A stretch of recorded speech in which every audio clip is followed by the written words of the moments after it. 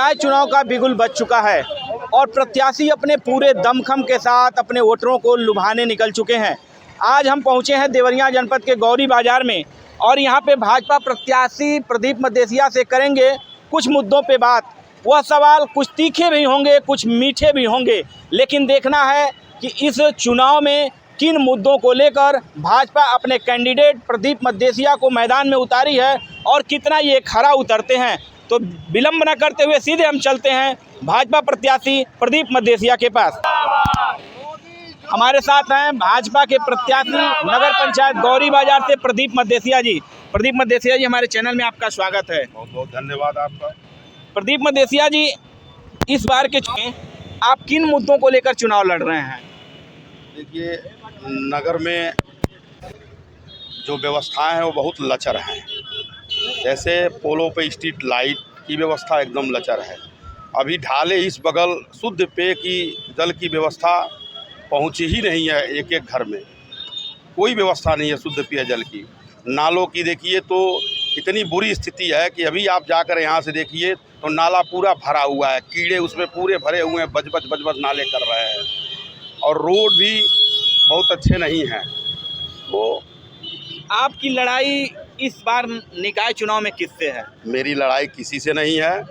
जनता का समर्थन मुझे मिल रहा है और मैं देवतुल्य जनता गौरी बाजार के श्री चरणों में सादर प्रणाम करता हूं कि उन्होंने एक आवाज़ उठाई कि प्रदीप मदेसिया को भारतीय जनता पार्टी का प्रत्याशी बनाया जाए और वो आवाज़ हमारे इस पूरे क्षेत्र के कार्यकर्ता द्वारा संगठन को, भारतीय जनता संगठन को पहुंचा और मेरे जैसे साधारण कार्यकर्ता भारतीय जनता पार्टी ने प्रत्याशी बनाया। मैं भारतीय जनता पार्टी संगठन का कोटि कोटि आभार और धन्यवाद करता हूं।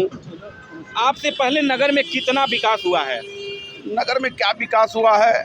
कोई विकास नहीं हुआ। नगर में केवल सरकारी पैसे का बंदरबांट हुआ है। कोई विकास का काम नहीं हुआ है। जनता एकदम असंतुष्ट है। अगर जनता आप पर विश्वास जताती है तो सबसे पहले गौरी बाजार की प्राथमिकता क्या होगी चुनाव जीतने पे? जनता हम पे जताती है तो सबसे पहली प्राथमिकता होगी यहाँ के जो जमादार हैं, जो सफाई का काम देखते हैं, उनके लिए अभी तक कोई आवास की व्यवस्था नहीं हुई है। वो ऐसे ही बारिश में, धूप में ऐसे ही बेचारे सब पड़े हुए हैं। जिनकी पूरी व्यवस्था साफ सफाई की उनकी होती है तो हम सुरक्षित और स्वस्थ रहते हैं, लेकिन अभी तक कोई व्यवस्था नहीं ऐसी हुई है। मैं अगर वहां पहुंचूंगा तो सबसे पहले मेरी प्राथमिकता है कि उनके लिए आवास बनवाना और आवंटित कराना। मैं अपने सरकार से पूरी कोशिश करूंगा कि उनके लिए समुचित आवास की व्यवस्था की जाए।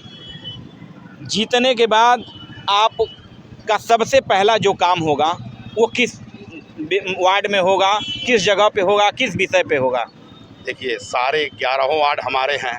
मैं तो पूरे नगर की जनता हमारी है, तो ये कोई बिंदु नहीं है कि किस वार्ड में पहले काम होगा। प्राथमिकता के आधार पे जो भी, जहाँ भी अधूरा काम, जो भी काम नहीं हुआ है, जहाँ लचर है व्यवस्था, वहाँ पहली प्राथमिकता से काम किया जाएगा।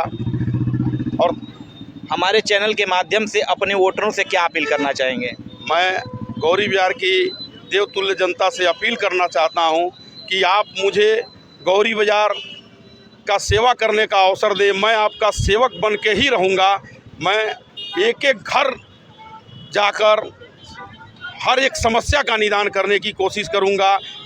सरकार की जो भी योजनाएं हैं देश और प्रदेश की, एक एक जनता के तक पहुंचाने का काम करूंगा। एकदम निचले स्तर तक पहुंचाने का मैं काम करूंगा कि सबके पास सरकार योगी और मोदी की जो योजनाएं हैं वो पहुंच जाए। तो ये थे हमारे साथ बीजेपी प्रत्याशी प्रदीप मदेसिया और इनसे कुछ तीखे कुछ मीठे सवाल हुए, उन्होंने बारीकी से जवाब दिया।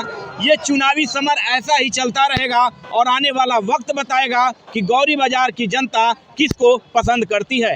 देवरिया से NTV भारत के लिए अनिल पांडे।